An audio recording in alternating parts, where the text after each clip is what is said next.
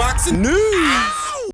Okay, we'll start with this. It was recently announced for the week of Jake Paul versus Anthony Joshua, a separate show, a smaller one, a showcase show via MVP, where Shannon Courtenay will be making her MVP debut, and not only that, her return to the bantamweight division after not having successfully made that weight in about 4 years. For perspective, the last time she did it was the Ebony Bridges fight in 2021. The one that they had on Eddie Hearns' front lawn during the shutdown in the bubble. That's how long it's been since Shannon Courtenay successfully made that weight. So she's going to make her MVP debut, her return to the bantamweight division for a contest scheduled for 6 rounds in what will be her second fight of this year. The first was a little tune-up fight with Beck Connolly back in March. She'll cap off the year with this one. She saw action once last year, and she will have seen action 2 times this one, set for bigger fights in the coming calendar year,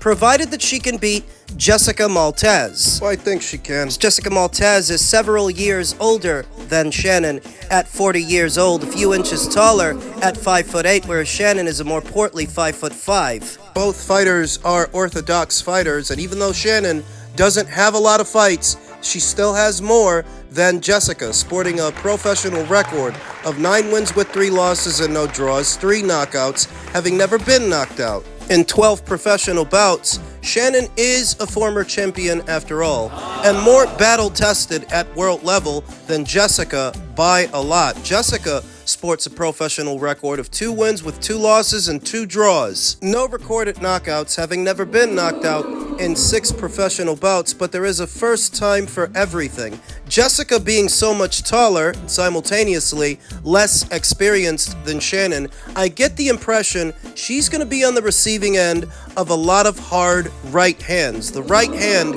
is Shannon Courtenay's money punch. I've seen her knock out a couple of girls with that punch, knock down a couple of girls with that punch. I think she's going to do that to Jessica, who already saw action 3 times this year, but it's sort of Swiss cheese. A loss to Right Hook Roxy, a draw with Jenilyn Olsen, and a win over Isis Seo.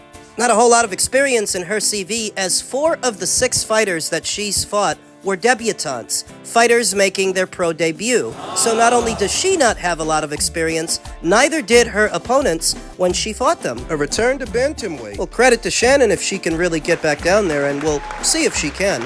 But what is she angling for? A fight with Shernika Johnson, perhaps? Is that what this is?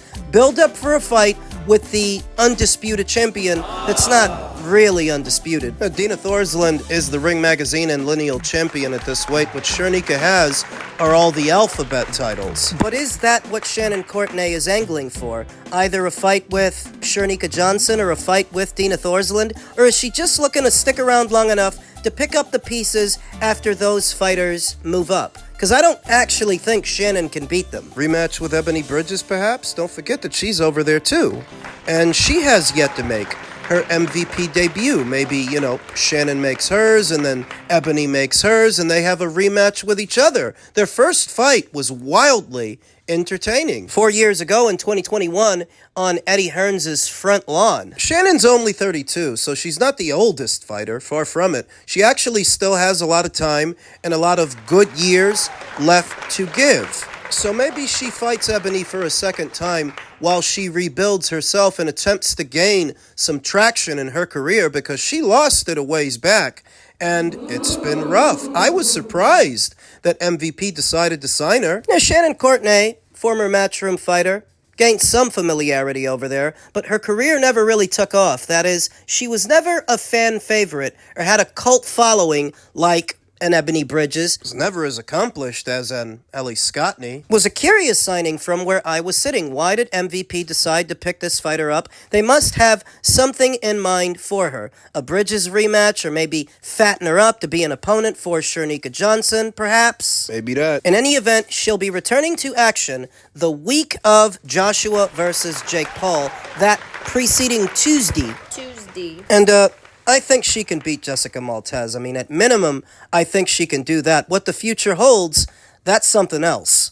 Men's super middleweight news. Diego Pacheco sees Sadjo as more of a crazy fighter than Trevor McCumbee, which will lead to a knockout. Diego Pacheco isn't impressed by Kevin Lele Sadjo's list of conquests. The Cameroonian contender is 26-0 and has knocked out 23 of his opponents since he made his pro debut in June of 2017. Pacheco considers Sadjo's knockout ratio deceiving, however, because he has beaten a very low level of opposition, particularly for a 35-year-old fighter who has held the EBU super middleweight title. 10 of the first 11 fighters Sadjo defeated had losing records. 3 of his 5 most recent victories came against opponents who had at least 9 losses on their records. The 24-year-old Pacheco will be the first undefeated fighter Sadjo will face when they square off this Saturday night in a 12-round main event. DAZN will stream from the Adventist Health Arena in Stockton, California. Sadjo's lack of experience against credible contenders notwithstanding, Pacheco expects him to come to fight much more than Trevor McCumbee did during Pacheco's last appearance. Oh, well, Kevin was supposed to fight Christian Mabili a ways back, and it was Christian and his team that decided to pull out after Kevin's promoter won the purse bid. He was going to fight somebody credible. He was going to fight somebody good, though ultimately when evaluating him, you can only really evaluate him for the fights that he's had, not the fights that he would have had or should have had. I think Kevin Lele Sadjo will really come to win, really come throwing punches, and that's what's going to open him up to be able to get a knockout. Pacheco tilt the ring. I do believe that Sadjo is more of a crazy fighter than McCumbee, where he's not thinking too much about what he can run into, and he's just coming forward. Kevin kind of has to, because he's got the Isaac Cruz thing going on, to where he's short for his weight. He can't actually box from the outside or box at mid-range. He has to come forward to be able to do anything, and that's largely in part due to his small stature. He's small for super middle. He's a fighter who fights on a downhill, so I expect him to just keep coming forward, and honestly, I have a surprise for him. I think he's going to see a completely different Diego Pacheco this fight, one that they're not expecting for sure. Los Angeles' Pacheco, 24-0 with 18 KOs, is the WBO's third-rated contender for Terence Crawford's title. Sadjo, who has resided and trained in France for many years, is ranked 8th by the WBO, though Pacheco isn't quite sure how. When I first looked at his box rec, I was a little surprised the guy his age was still fighting that level of competition, Pacheco said. It'll be a big step up for him. It's a bigger step up for him than it is for me, considering the guys I've fought already, but obviously, I'm not looking past him or taking him lightly at all. He's a good fighter with a lot of power and a lot of knockouts, but also a lot of flaws. Inherent flaws that come with being a pressure fighter, because when you're a pressure guy, everybody knows what you're going to go in there and try to do. Some guys have the ingredients to deal with it, and some guys don't, but they do know ahead of time what you're going to do, because pressure guys don't change much from one fight to the next. I do notice that he's knocking out the guys that are standing right in front of him. And we all know that I don't stand right in front of anybody. You know, I box and I use my jab really well. And that's what I plan on doing for this fight as well. An inability for various reasons to land the types of fights he wants has frustrated Pacheco, ranked 5th in the ring's top 10. He hopes, however, to punctuate 2025 by producing an impressive knockout after going the 12-round distance with McCumbee and Steven Nelson in his first 2 fights this year. The fight this weekend will be his 3rd, and I like the schedule that Matchroom has him on. He's a young guy. He needs to be fighting, and fighting often. I consider myself a knockout artist, Pacheco said, and I consider myself to be one of the hardest punchers in this division. So to have no knockouts this year is crazy for me. So I would love to get a knockout December 13th. I've learned that when you go looking for the knockout, it usually doesn't come. So I'm just going to do what I do, box, dominate, and I think the knockout will come. It might. See, because Kevin Lele Sadjo, he has to come forward. He doesn't have a choice. He doesn't have the height, the length, the reach, to box from the outside or box mid-range. He has to get in close. Diego knows that, and he claims to have something waiting for him. Now that could be an uppercut, straight up the middle. Because of the height differential. That's the ticket. Diego being so much taller than Kevin Lele Sadjo, who's going to come in at a slight crouch, barreling forward, he can slip past the straight punches, maybe, and weave under the hooks. But an uppercut, for a fighter coming in like that, that's much harder to avoid. Best thing the shorter guy can do is make himself a small target by hunkering down and bending at the waist and knees, keeping his chin tucked behind a peekaboo guard. You can do that and avoid a lot of punches doing that, but the uppercut, Still hard to avoid. for a taller fighter like Diego with enough reach to fire it off from a safe distance and turn into it, drive it up, turn those hips and drive the punch up, you can amplify the damage. So that's what could happen to Kevin. What could happen to Diego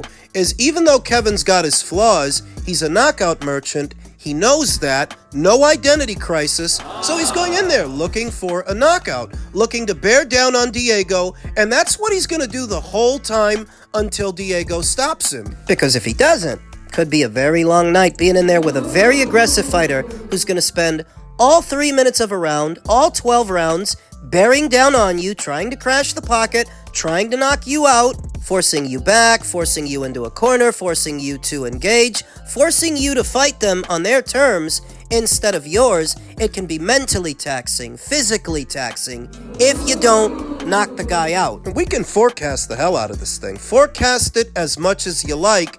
It's a battle of the unbeatens. Kevin ain't been knocked out by nobody yet. Ain't lost to nobody yet. Battle of the unbeatens. Anything can happen. I'm leaning towards Diego Pacheco to beat him. I'm leaning towards Diego to stop him, but bear in mind, I thought Diego was going to stop Trevor McCumbee. Look at how that fight played out. So you know. I've got Diego, but we'll see what happens. And finally, Team Benavidez blasts Russian Canelo Bivol and says that Beterbiev would get stopped.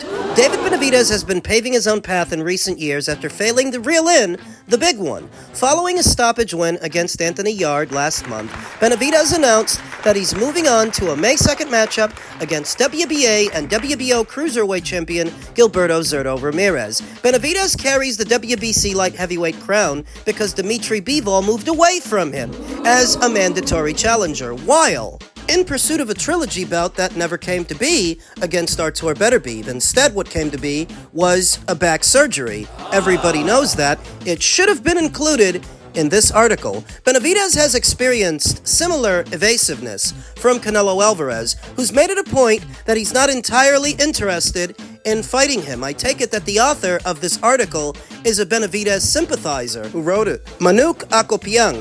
The series of developments has frustrated Benavidez and his team.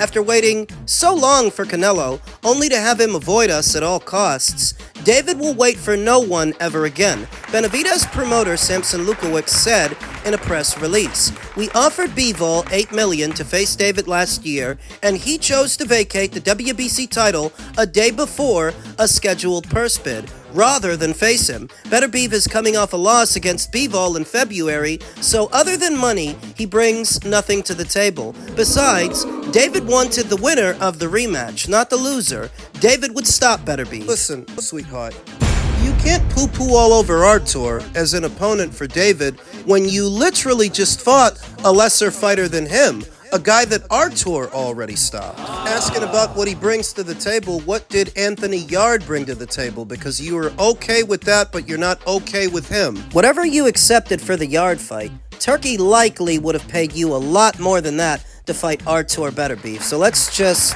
cut the shit. Sampson says that he would stop Artur Beterbiev, no doubt in my mind, and he's already dropped Bivol with headgear and big gloves in sparring. David is the best pound-for-pound fighter in the world, but he won't talk about it. He will show it, fight after fight. Bivol has been sidelined with back surgery over the second half of this year. Matchroom Boxing head Eddie Hearn has alluded that Bivol should be healthy enough to return in the first quarter of next year, and it's believed that Beterbiev would be the opponent. Beterbiev was supposed to stay busy with a fight against Dion Nicholson on the Benavidez vs. Yarde undercard, but the bout was scrapped 6 weeks before. The WBA has guaranteed us that David is the mandatory for the Bivol versus Beterbiev winner. Lewkowicz continued. Bivol will have to act like a Russian Canelo and vacate another title to avoid facing David. He doesn't want to fight because he knows when they sparred, David put a beating on him and dropped him. He has zero chance of beating David, that I promise you. He has no power to keep David off of him, and he will take a brutal beating. So says Samson Lewkowicz, who's doing what you expect him to do. Down-talking fighters they have no intention of fighting to make it seem like it's not even necessary, while highlighting that the WBA has given them a segue to the winner of the trilogy. Oh, what, because David's gonna move back down? The fight with Sadjo is all the way out there, 5 months into the new year. And do you think that David, if he wins that fight, or if he loses, he's going to boil all the way back down to 175? See, that's just Samson Lewkowicz dangling that carrot in front of the boxing fans that are not satisfied with this Sadjo Ramirez fight. They don't view it as a better alternative to Artur, to Dimitri. So you got to sell that dream that David might still fight those fighters after the Sadjo fight to give people a reason to watch the Sadjo fight. Buy it, I should say, because it's going to be a pay-per-view. This is false hope, if it's anything.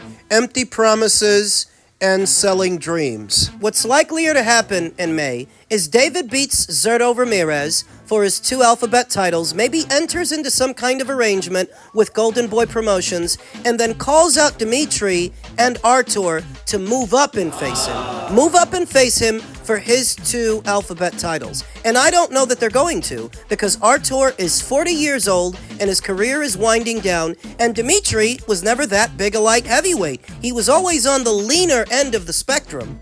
I don't know that he's going to move up to cruiserweight, whereas David Benavidez had to. Can't you tell? The guy's light heavyweight campaign only lasted 3 fights. I said it when he first moved up there, that the difference between a super middleweight and a light heavyweight is not so great that David will be able to stay there very long. He'll be struggling to make light heavyweight before you know it. Going to cruiserweight is really no avail from the sharks in the water, because there's at least one shark up there too in Jai Opetaia. And if you beat Sadjo Ramirez and you take his belts from him, Jai is going to want to take those belts from you.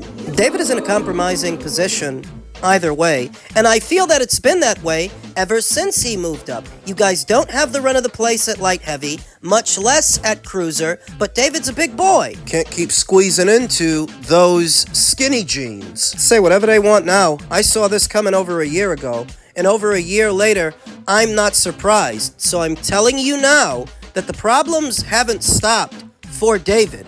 Even if you avoided Dimitri and you avoided Artur, found a reason not to fight them, what's going to be your reason to not fight Jai Opetaia? We'll see.